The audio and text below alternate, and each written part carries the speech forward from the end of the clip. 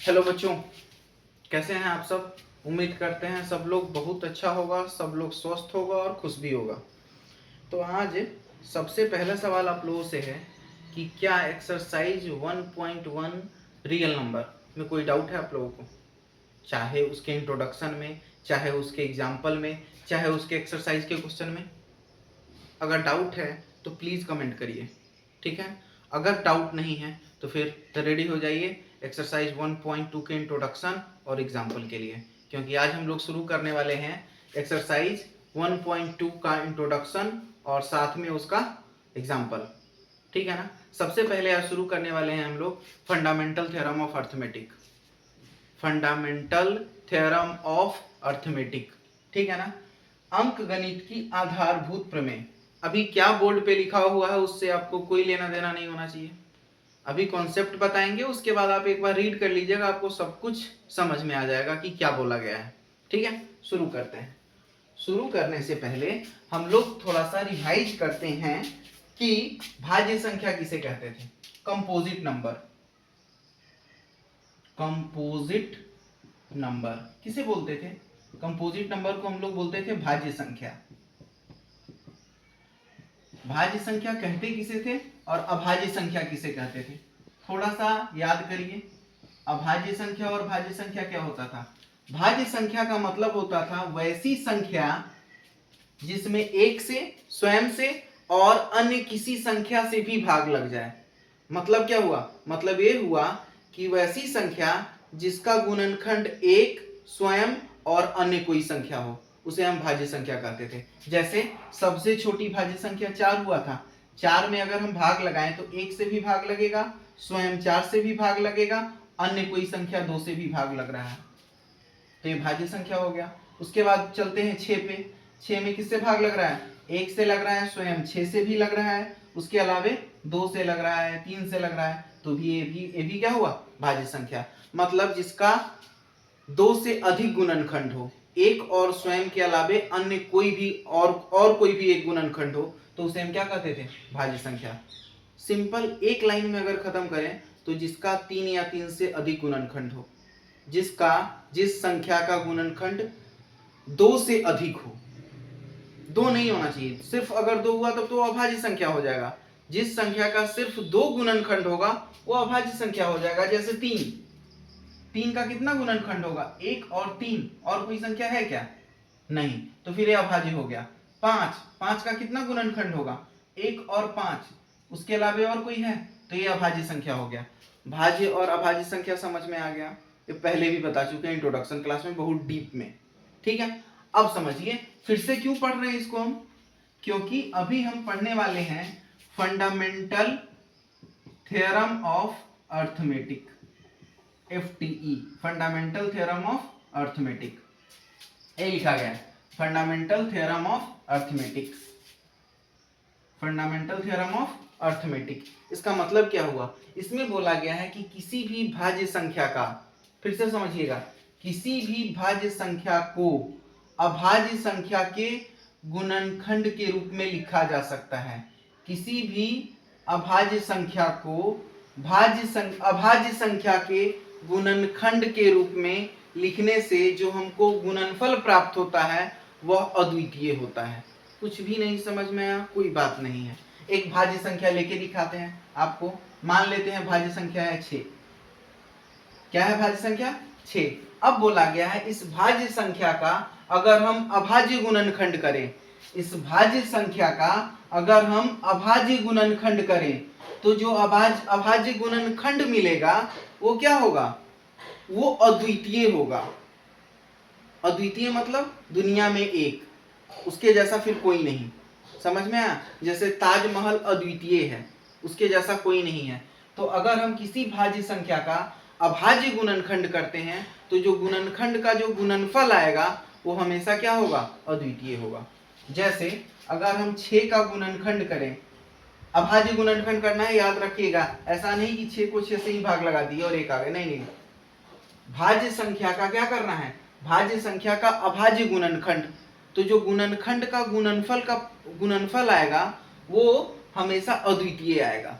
जैसे ये भाज्य संख्या है, इसका अभाज्य गुणनखंड कर रहे हैं, 2 तिहाई 6, फिर 3 से 3 इकाई 3। तो जो 6 का अभाज्य गुणनखंड आया, 6 का अभाज्य गुणनखंड क्या आया? 2 गुने 3। इसको अगर हम गुणनफल के रूप में लिखें, इस अभाज्य गुणनखंड को अगर हम गुणनफल के रूप में लिखें तो ये अद्वितीय होगा। हाँ, इसको कोई बच्चा ऐसे लिख सकता है कि 3 गुने 2, लेकिन आंसर हमेशा सबका सेम आने वाला है। हर बार 2 गुने 3 के ही रूप में आएगा। हो सकता है किसी बच्चा का पहले 3 आए, बाद में 2 आए।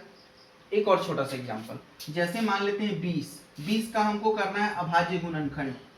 क्या करना है? अभाज्य गुणनखंड।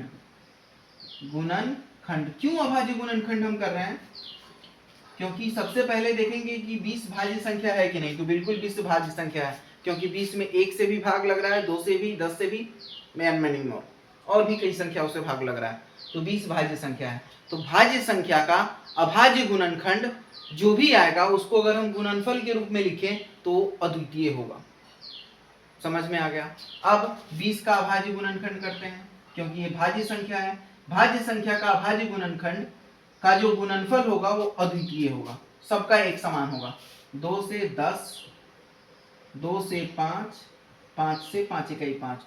तो 20 का जो अभाज्य गुणनखंड आया वो क्या आया? 2 गुने 5। हो सकता है कि कोई अन्य बच्चा अगर करे तो उसका आ जाएगा 2 गुने 5 गुने 2। ये सिर्फ ऑर्डर अलग हुआ है, लेकिन नंबर हमेशा सेम आने वाला है। अगर 20 का अभाज्य गुणनखंड 2 गुने 5 आया है तो दुनिया का कोई भी व्यक्ति करे, सबका यही रिजल्ट आने वाला है। हो सकता है हम लिखे हैं 2 गुने 5, कोई व्यक्ति लिखेगा 5 गुने 2, कोई व्यक्ति लिखेगा 2 गुने 5 गुने 2, लेकिन ये नंबर नहीं बदलने वाला है। अब आते हैं एनसीईआरटी के थ्योरम पर।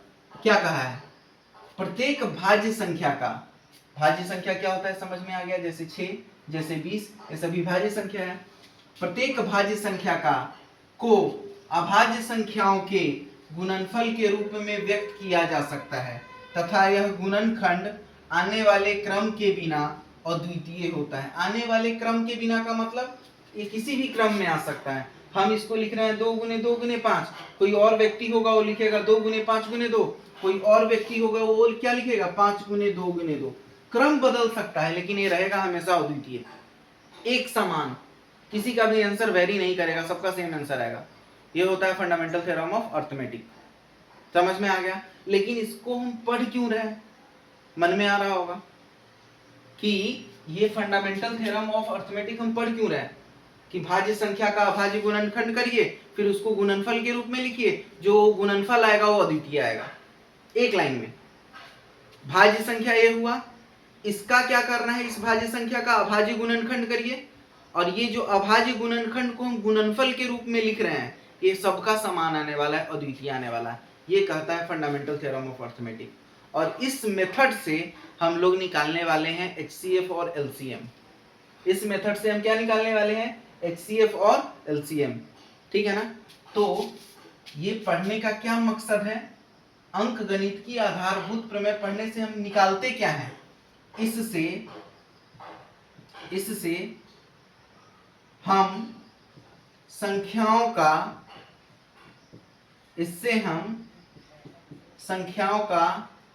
एचसीएफ तथा एलसीएम कैलकुलेट करते हैं। अब मन में आ रहा होगा कैसे? आइए इस कैसे का जवाब ढूंढते हैं। कि ये फंडामेंटल थ्योरम ऑफ अर्थमेटिक से हम बोल तो दिए कि एचसीएफ और एलसीएम कैलकुलेट करते हैं, लेकिन कैसे? वही तो इस एक्सरसाइज में सीखना है कि फंडामेंटल थ्योरम ऑफ अर्थमेटिक का उपयोग करके हम कैसे एचसीएफ और एलसीएम निकालेंगे। आइए सीखते हैं सबसे पहले एचसीएफ, फिर सीखते हैं एलसीएम। ठीक है? इसमें से ये थ्योरम आपको लिखना है तो नोट कर लीजिए फटाफट। उम्मीद करते हैं नोट हो गया होगा। अब हम लोग इसी की मदद से सीखने वाले हैं एचसीएफ और एलसीएम। आइए सीखते हैं फटाफट। एचसीएफ या डायरेक्ट लिखते हैं एचसीएफ। एच का मतलब होता है हाईएस्ट, सी का मतलब होता है कॉमन, और एफ का मतलब होता है फैक्टर। Highest, common, factor. पहले सीख लेते हैं ना इसको कि कैसे बनाते हैं, फिर और फील दिलाया जाएगा कि HCF का एक्चुअल में मतलब क्या हुआ। ठीक है ना। जैसे कोई दो नंबर लेते हैं, जैसे 6 और 20, और बोला गया इन दोनों का HCF निकालिए, HCF ज्ञात करें, HCF ज्ञात करें। ठीक है, 6 और 20 का क्या बोला गया, HCF निकालिए। अब यहाँ पर यूक्लिड डिवीजन लेमा नहीं लगाना है, यूक्लिड विभाजन प्रमेय का यूज नहीं करना है, डायरेक्ट बोला गया है कि HCF ज्ञात कीजिए। तो इतना लंबा चौड़ा प्रोसेस में हम लोग नहीं जाएंगे, डायरेक्ट क्या करेंगे, दोनों का अभाज्य गुणनखंड करेंगे, क्योंकि 6 भी भाज्य संख्या है और 20 भी भाज्य संख्या है। और फंडामेंटल थ्योरम ऑफ अरिथमेटिक क्या कहता है, भाज्य संख्या का अभाज्य गुणनखंड करिए, और जो अभाज्य गुणनखंड का जो गुणनफल आएगा उसको लिख दीजिए, वो अद्वितीय होगा, सबके लिए समान होगा। तो यहाँ पर हम लोग यूज करने वाले हैं फंडामेंटल थ्योरम ऑफ अरिथमेटिक। और 6 का अभाज्य गुणनखंड करिए, 2 से 2 तिहाई 6, 3 से 3 इकाई 3। तो 6 का जो अभाज्य गुणनखंड आया वो क्या आया, 2 गुने 3 गुने 1। ठीक है, 20 के लिए 2 से 2 दहाई के 20, 2 पंचे 10, 5 इकाई 5। 20 का अभाज्य गुणनखंड क्या आया, 2 गुने 2 गुने 5, 2 गुने 2 गुने 5। अब समझिएगा, इस 2 गुने 2 को कितनी बार हम लिख सकते हैं, 2 गुने 2 को हम 2 के पावर 2 लिख सकते हैं। 2 का स्क्वायर क्या होता है, 2 गुने 2, तो 2 गुने 2 को हम 2 का स्क्वायर लिख सकते हैं, और गुने 5 और गुने 1। अब यहां से ध्यान देने वाली बात है, अब हम HCF निकालने वाले हैं। HCF निकालने वाले हैं किसका, 6 और 20 का।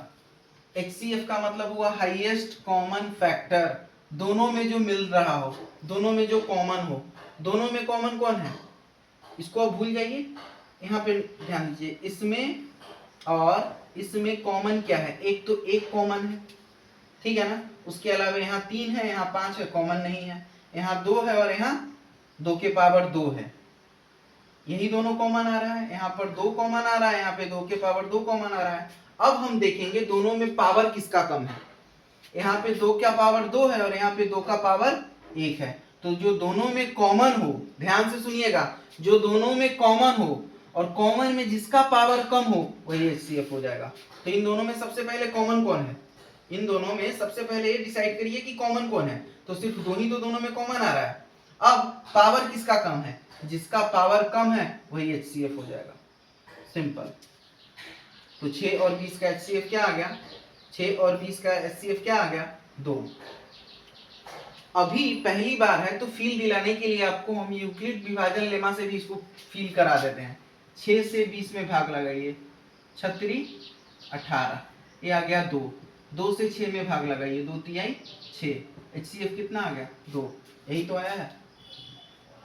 अब फील आया होगा, थोड़ा सा और ज्यादा फील आएगा, ठीक है ना। लेकिन इससे पहले हम लोग निकालते हैं LCM। इससे पहले अब हम क्या निकालने वाले हैं, LCM। अभी NCERT का सवाल करेंगे ना तो और ज्यादा मजा आएगा। पहले कॉन्सेप्ट सीख लेते हैं, अब बात करते हैं LCM पर। LCM इसको बोलते हैं हम लोग lowest common multiple, lowest common multiple, ठीक है ना। इसी को तो लॉसा बोला जाता है भाई, जो बचपन में लॉसा सिखाया जाता है। ऐसे सीखते थे, 2 का 4 का 6 का लॉसा, 2 इकाई 2, 2 दूनी 4, 2 तिहाई 6, लघुत्तम कितना हो गया, 3 दूनी 6, 6 दूनी 12। अब हम लोग अभाज्य गुणनखंड मेथड से सीख रहे हैं कि LCM कैसे निकालना है, समझ में आया। सेम नंबर लेते हैं, 6 और 20 का LCM ज्ञात करें, LCM। और HCF को बोलते हैं मौसम, महत्तम समापवर्तक, इसे लघुत्तम समापवर्तित, महत्तम समापवर्तक, लघुत्तम समापवर्तित, सिंपल है, ठीक है ना। लेकिन अब बोर्ड में LCM डायरेक्ट दे देता है और HCF बोल देता है, न तो लौसा लिखा जाता है, न तो मौसल लिखता है, न तो लघुत्तम समापवर्तक लिखता है, न तो महत्तम समापवर्तक लिखता है। समझ में आया, ठीक है। तो पहले 6 का अभाज्य गुणनखंड क्या आया है, डायरेक्टली लिखने वाले हम। 6 का अभाज्य गुणनखंड आया 2 गुने 3। 20 का अभाज्य गुणनखंड क्या आया, 2 के पावर 2 गुने 5। अब LCM जब लिखेंगे हम तो क्या करेंगे, जो जो मल्टीपल आया है सबको लिख दीजिए। 2 आया है तो 2 लिख दिए, 3 आया है 3 लिख दिए, फिर से 2 रिपीट हो रहा है तो नहीं लिखेंगे। जो संख्या रिपीट हो उसको मत लिखिए। फिर क्या है 5, तो 5 लिख दिए। अब देखेंगे सबसे हाईएस्ट पावर किसका है। 2 का हाईएस्ट पावर कौन है, 2 के पावर 2। 3 तो अकेला है तो 3 ही रह गया, 5 अकेला है 5 ही रह गया। यहाँ से आ गया 2 का स्क्वायर कितना, 4 गुने 3 गुने 5, 4 पंचे 20, 20 तिहाई 60। एलसीएम कितना आ गया 60। ऐसे भी आप चेक कर लीजिए 6,20, 2 से लगाएं, 2 तिहाई 6 और 2 से 20, 10 तिहाई 30, 30 गुना 60। सिंपल आ रहा है समझ में, उम्मीद करते हैं सब कुछ समझ में आ रहा होगा। अब हम लोग दो संख्याओं का एलसीएम और एचसीएफ पे एक बेस्ट फॉर्मूला भी है, लेकिन उससे पहले एनसीईआरटी का कुछ एग्जाम्पल कर लेते हैं। इससे पहले क्या करते हैं, एनसीईआरटी का कुछ एग्जाम्पल कर लेते हैं, या फिर यहीं पे एक कॉन्सेप्ट भी सीखा जाए। पहले कॉन्सेप्ट ही पूरा सीख लेते हैं फिर एग्जाम्पल करेंगे। तो यहाँ पे एक हम क्या कर रहे हैं, 6 और 20 का एलसीएम कितना आया 60। यहाँ पे हम कहीं लिख ले रहे हैं 6 और 20 का एलसीएम आया 60, 6,20 का एचसीएफ आया, एचसीएफ कितना आया है, एचसीएफ आया है 2। ठीक है, ये दोनों इंफॉर्मेशन को लिख लिए हैं। क्यों लिखे हैं अभी समझ में आएगा। उससे पहले आप लोग इसको फटाफट नोट करिए कि कैसे करना है। एक बार फिर से रिपीट करवा देते हैं। दो संख्याओं का जब एचसीएफ निकालना हो तो उन दोनों संख्याओं का अभाज्य गुणनखंड करिए। कर दिए अभाज्य गुणनखंड। उसके बाद क्या करना है, दोनों में कॉमन मल्टीपल देखेंगे कि दोनों में कॉमन क्या आ रहा है। तो यहाँ पे दिखाई दे रहा है कि इन दोनों में बस 2 कॉमन है, 2 को लिख लिए हैं। अब देखेंगे किसका पावर कम है। यहाँ पे 2 के पावर 1 है और यहाँ 2 के पावर 2 है, तो जिसका पावर कम होगा उसको लिख देंगे। ये हो गया एचसीएफ। और एग्जांपल करेंगे एनसीईआरटी का। एलसीएम में क्या करना है, जो जो फैक्टर है सबको, जो जो गुणनखंड है सबको लिख दीजिए, और जिसका पावर ज्यादा है उसको लिख देना है। यहाँ पे 2 गुने 3 है, लिख दिए 2 गुने 3। फिर यहाँ पे 2 रिपीट हो रहा है, मत लिखो। फिर 5 आ रहा है, 5 लिख दिए। अब इन सब में 2 का हाईएस्ट पावर क्या है, 2 के पावर 2 लिख दिए। अब इन सबको गुना कर दिए, 60 आ गया। ठीक है, अब एक फॉर्मूला पढ़ते हैं हम लोग। उससे पहले फटाफट नोट करिए, हो गया होगा उम्मीद करते हैं नोट। अब हम लोग एक छोटे से कॉन्सेप्ट पे और चलते हैं। कॉन्सेप्ट क्या कहता है, कॉन्सेप्ट ये कहता है कि अगर दो संख्याओं का, पहले फॉर्मूला देख लेते हैं, फॉर्मूला याद हो जाना चाहिए आप लोगों को। फॉर्मूला कहता है दो संख्याओं का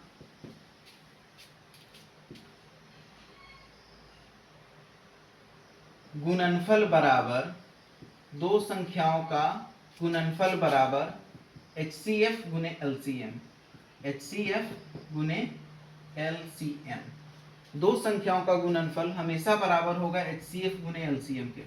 क्या मतलब हुआ इसका, आइए समझते हैं। दो संख्या कोई भी ले लेते हैं, जैसे फॉर्मूला यही है, दो संख्याओं का गुणनफल बराबर HCF गुने LCM। इसका मतलब समझते हैं। मान लीजिए दो संख्या 6 और 20 दिया हुआ है, ठीक है, और खुद से क्वेश्चन लिया गया है। अभी दो संख्या 6 और 20 दे दिया गया और इसका एलसीएम दे दिया गया कितना 60। इसका एलसीएम कितना दे दिया गया 60, और आपसे पूछा है HCF। आपसे क्या पूछा है, दो संख्या दे दिया, इसका एलसीएम दे दिया, और आपसे पूछ रहा है कि HCF बताइए कितना होगा। हो सकता है HCF दे दे और एलसीएम पूछ ले, हो सकता है दो संख्या में से एक संख्या दे दे, एक संख्या नहीं दे। सब पे बात करेंगे। अभी क्या किया, दो संख्या दे दिया है, उसका एलसीएम दे दिया और आपसे HCF पूछ रहा है। तो करना क्या है, करना ये है कि फॉर्मूला में लगाइए दो संख्याओं का गुणनफल। दो संख्या कौन कौन सी है, 6 गुने 20 बराबर HCF गुने LCM, HCF और गुने LCM, LCM। LCM कितना दे दिया 60। अब देखिए HCF निकालना है ना, तो HCF बराबर क्या हो जाएगा 6 गुने 20, और ये गुना में है, बराबर की इधर में आया तो क्या हो गया भाग, 6 से 6 कट गया। HCF कितना आ गया, HCF आ गया 6। क्या HCF हम लोग पहले से कैलकुलेट करके रखे हैं, 6 गुने 20, 6 गुने 20 और बटा में क्या आ गया 60, 20 तिहाई 60, 3 दूनी 6। HCF कितना आ गया 2, पहले से कैलकुलेट करके रखे हैं कि HCF कितना आएगा 2 आएगा। उम्मीद करते हैं समझ में आया होगा। एक और छोटा सा क्वेश्चन करते हैं और फील आएगा। अब मान लीजिए एक संख्या 6 दे दिया, दूसरी संख्या नहीं दिया है, दूसरी संख्या मिसिंग है।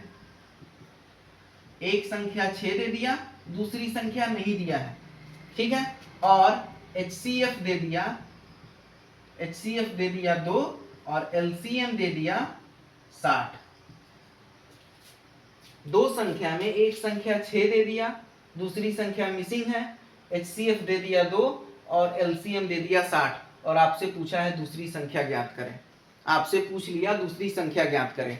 सेम फॉर्मूला, अभी यही दोनों नंबर लेके हम आपको फील दिला रहे हैं, ठीक है ना। तो इसके लिए फॉर्मूला क्या है, दो संख्याओं का गुणनफल। दो संख्या का गुणनफल कौन होगा, 6 गुने दूसरी संख्या, 6 गुने दूसरी संख्या। पहली संख्या तो 6 है, दूसरी संख्या को दूसरी संख्या बोल दिए, बराबर HCF गुने LCM 2 गुने 60। अब दूसरी संख्या बराबर क्या हो जाएगा, दूसरी संख्या बराबर 2 गुने 60, और ये गुना में है, बराबर की इधर गया तो भाग में। 10 छक 60, 10 दूना 20। चेक करिए तो क्या दूसरी संख्या 20 थी, क्या दूसरी संख्या 20 थी, आ गया 20। उम्मीद करते हैं समझ में आया होगा। लेकिन यहाँ पर एक नोट करके बात लिखना है। नोट करके क्या लिखना है कि ये फॉर्मूला, यह जो फॉर्मूला है दो संख्याओं का गुणनफल बराबर HCF गुने LCM, यह सिर्फ, यह सूत्र सिर्फ दो संख्याओं के लिए है, दो संख्याओं के लिए है। ऐसा नहीं होगा कि तीन संख्या का HCF और LCM दे दिया है तो फिर तीसरी संख्या निकाल लें। ये सिर्फ दो संख्या के लिए है, इसीलिए लिखा गया दो संख्याओं का गुणनफल बराबर HCF गुने LCM, ठीक है ना। दो संख्या में से एक संख्या दिया हो सकता है दूसरी संख्या ना दे, हो सकता है दूसरी संख्या दे पहली संख्या ना दे, हो सकता है LCM दे दे पहली संख्या दे दे दूसरी संख्या दे दे, HCF निकाल लेंगे। कैसे भी पूछा जा सकता है। उम्मीद करते हैं सब कुछ समझ में आ रहा होगा। यहां तक नोट करिए, कॉन्सेप्ट के नाम पे इतना ही था। एक और छोटा सा कॉन्सेप्ट है, उसके बारे में बात करेंगे लेकिन एग्जाम्पल के थ्रू। यहां तक नोट करिए फटाफट।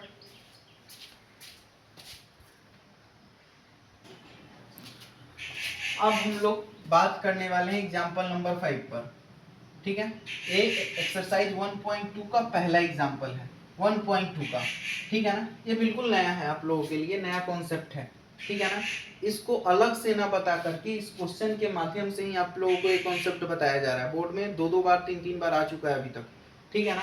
क्वेश्चन बच्चों को नहीं समझ में आता है कि ये क्वेश्चन बोल क्या रहा है। क्वेश्चन में कुछ भी नहीं है, लेकिन समझ में नहीं आता है कि बोल क्या रहा है। बोला गया है जांच कीजिए क्या n का कोई ऐसा मान है जिसके लिए 4 के पावर n अंक शून्य पर समाप्त हो।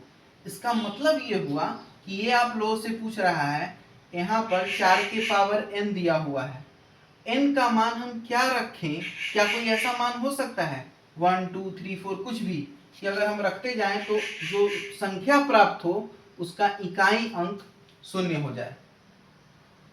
फिर से रिपीट कर रहे हैं, n का मान हम कुछ ऐसा रख सकते हैं 1 2 3 4 5 कुछ भी, कि अगर हम रखें उसका मान तो जो इकाई अंक हो, जो इकाई अंक हो वो शून्य हो जाए। क्या ऐसी कोई संख्या है, रख के देखते हैं ना। 4 के पावर 1 4, 4 के पावर 2 4 चुका 16, 4 के पावर 3 4 चुका 16, 16 चुका 64 एंड सो ऑन। अब आप देख पा रहे होइएगा कि 4 के पावर को हम बढ़ाते जा रहे हैं, 1 कर दिए 2 कर दिए 3 कर दिए, ऐसे ही हम बढ़ाते चले जाएंगे 100 200 300, 4 के पावर 500 भी कर दीजिए, लेकिन इकाई अंक शून्य नहीं आ रहा है, नहीं आएगा। चेक कर लीजिएगा आप। फिर हमको कैसे पता चलेगा, उपाय बताते हैं, तरीका बताते हैं लिखने का और सॉल्यूशन करने का कि क्या। तो कभी भी जिस संख्या के बारे में पूछा जाए, कोई भी संख्या हो सकता है, जिस संख्या के बारे में पूछा जाए कि क्या इसका इकाई अंक शून्य होगा n का मान बदल कर, तो आपको क्या करना है, जो संख्या पूछ रहा है उसका अभाज्य गुणनखंड कर दीजिए। तो 4 का जब हम अभाज्य गुणनखंड करते हैं तो ये क्या आया 2 गुने 2, 4 का अभाज्य गुणनखंड क्या आया 2 गुने 2, ठीक है ना। ये अभाज्य गुणनखंड है, अभाज्य गुणनखंड, खंड है, ठीक है ना। अब अगर शून्य आना होता इकाई अंक, तो ये अभाज्य गुणनखंड किस रूप में होता? 2 गुने 5 के रूप में होता। अगर कोई संख्या का गुणनखंड 2 गुने 5 के रूप में आ गया तो इकाई अंक शून्य आएगा। अभी फील दिलाएंगे आपको, ठीक है ना। अभी पहले आंसर कैसे लिखना है ये समझ लीजिए। इसका अभाज्य गुणनखंड आया कितना? 2 गुने 2 के पावर n, ऊपर में n है तो n, 4 का अभाज्य गुणनखंड 2 गुने 2 हो गया। अब यहाँ पे आंसर कैसे लिखेंगे? आंसर लिखेंगे चूंकि संख्या का अभाज्य गुणनखंड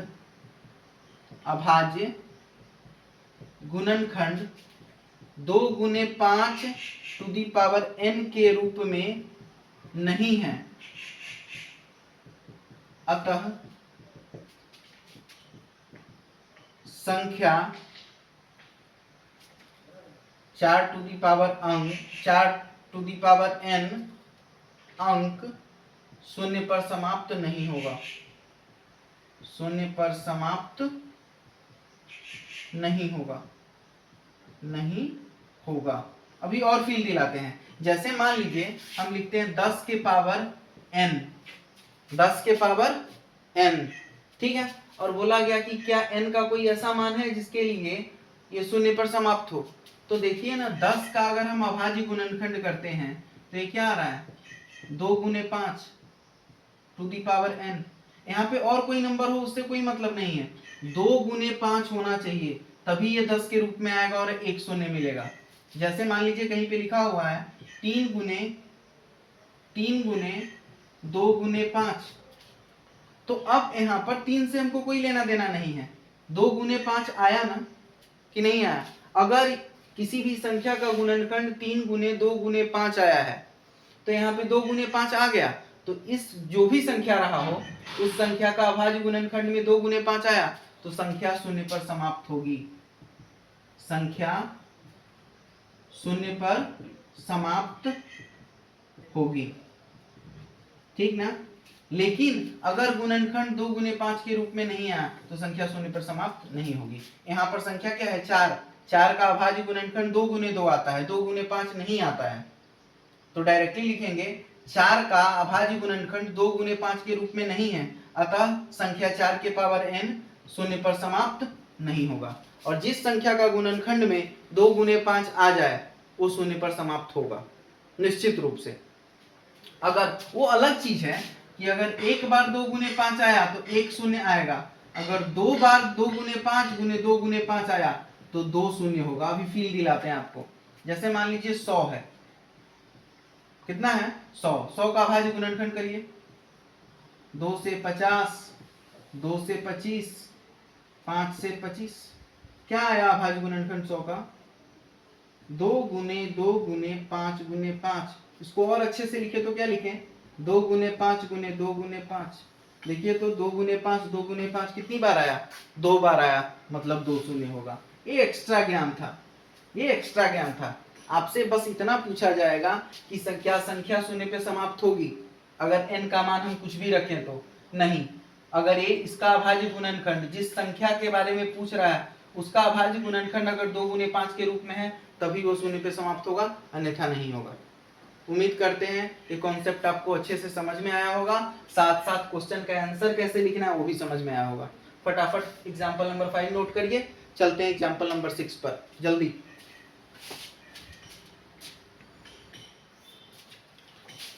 एग्जाम्पल नंबर 6 में बोला गया है 6 और 20 के अभाज्य गुणनखंड विधि से HCF और LCM ज्ञात करें। अभी तो बताया है 6 और 20 पे ही तो पूरा का पूरा कॉन्सेप्ट चला है।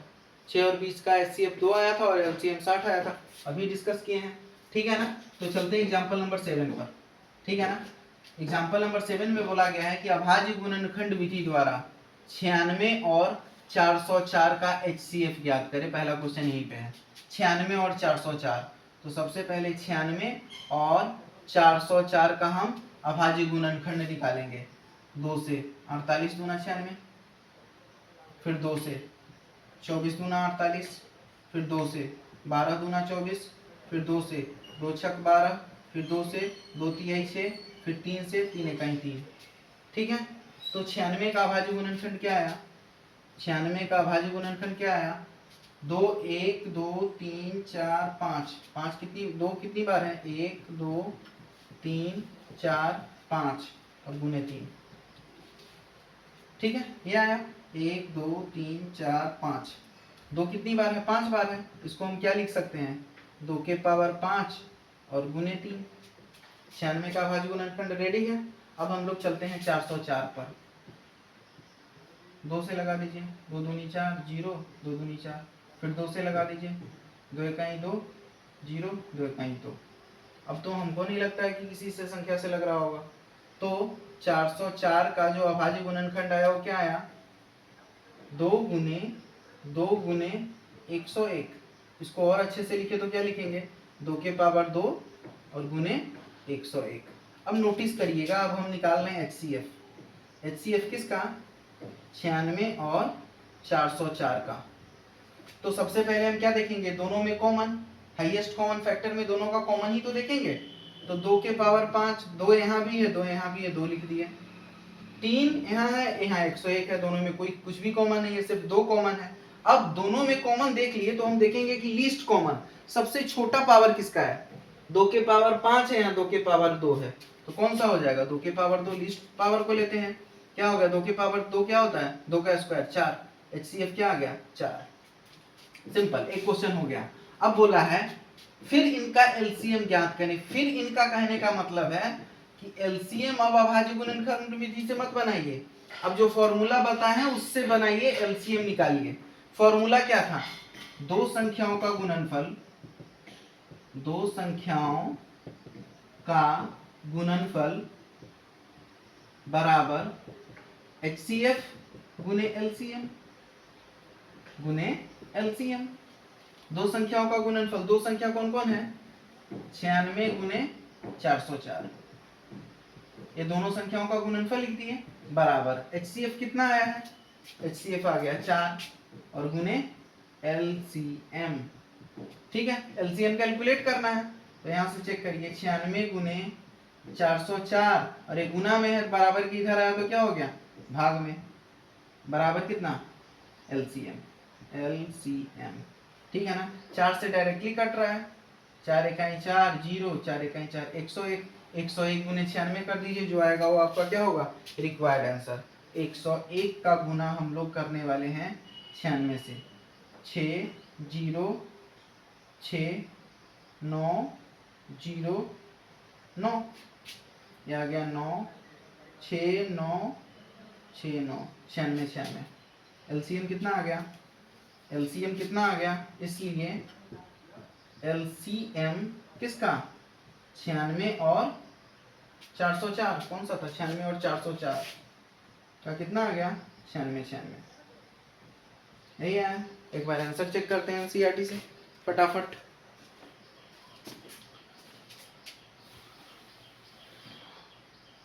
छियानवे और फिर HCF आ गया 4, बिल्कुल सही है। फटाफट नोट करिए, चलते हैं एग्जाम्पल नंबर 8 पर।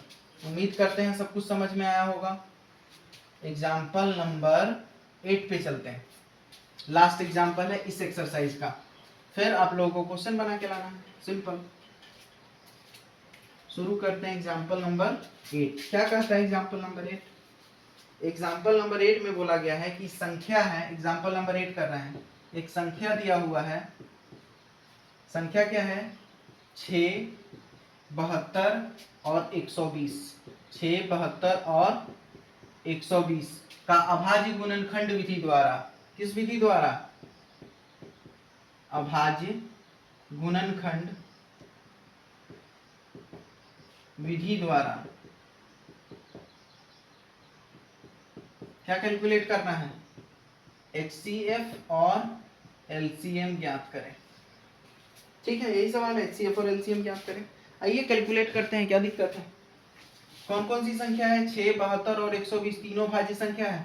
अगर तीनों भाज्य संख्या है तो फिर फंडामेंटल थ्योरम ऑफ अर्थमेटिक लगेगा, ठीक है ना।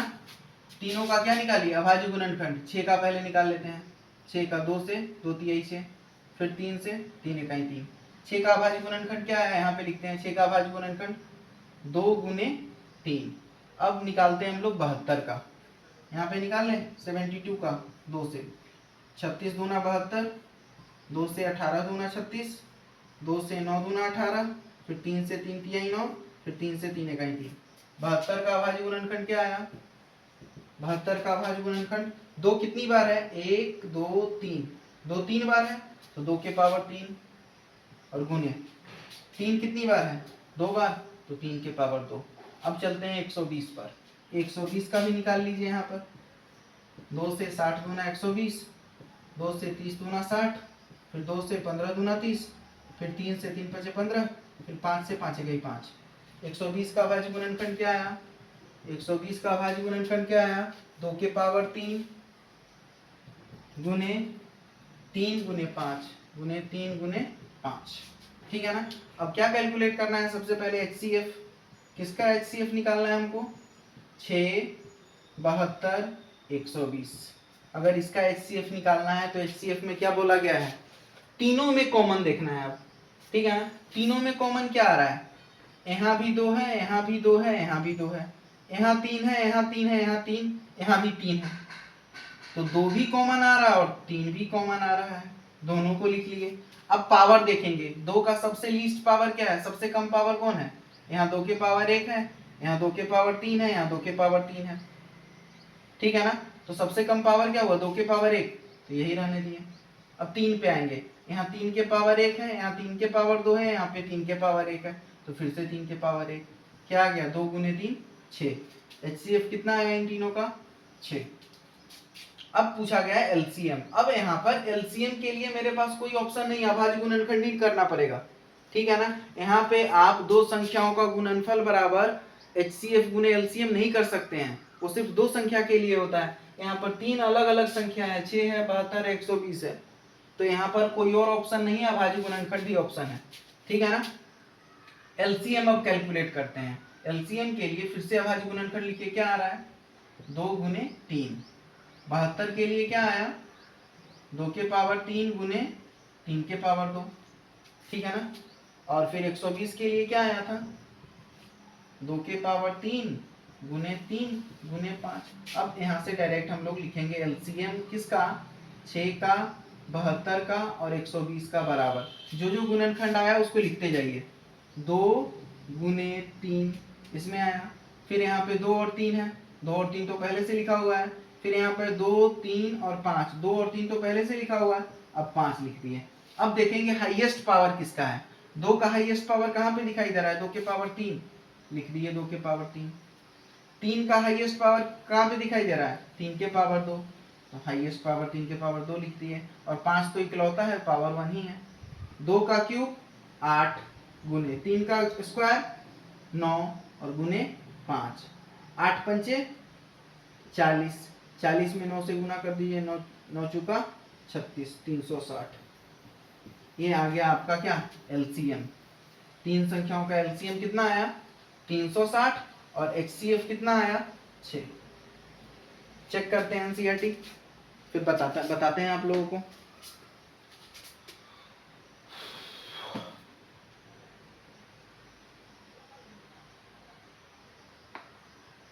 LCM आ गया 360 और HCF आ गया 6, बिल्कुल सही है। उम्मीद करते हैं ये लेक्चर आप लोगों को बहुत अच्छे से समझ में आया होगा। अब आप लोग आसानी से एक्सरसाइज 1.2 कंप्लीट कर सकते हैं, कोई डाउट नहीं आएगा। अगर डाउट आएगा तो हम है ना डिस्कस करने के लिए, नेक्स्ट लेक्चर में हम लोग एक्सरसाइज 1.2 का पूरा एक्सरसाइज का क्वेश्चन डिस्कस करने वाले हैं। लेकिन एक्सरसाइज बनाने से पहले आज का जो भी इंट्रोडक्शन हुआ है, जो भी एग्जाम्पल हुआ है, उसको अच्छे से पहले प्रैक्टिस करिएगा, फिर एक्सरसाइज बनाइएगा, इजीली बन जाएगा। और बोर्ड का पेपर उठा कर देखिएगा, ऐसा ही क्वेश्चन आता है, फ्री का नंबर लेके जाता है बच्चा लोग, लेकिन पढ़ना पड़ता है उसके लिए। मेरे समझ से आज के लिए इतना काफी है, सब कुछ अच्छे से नोट करिए। मिलते हैं नेक्स्ट लेक्चर में। Thank you.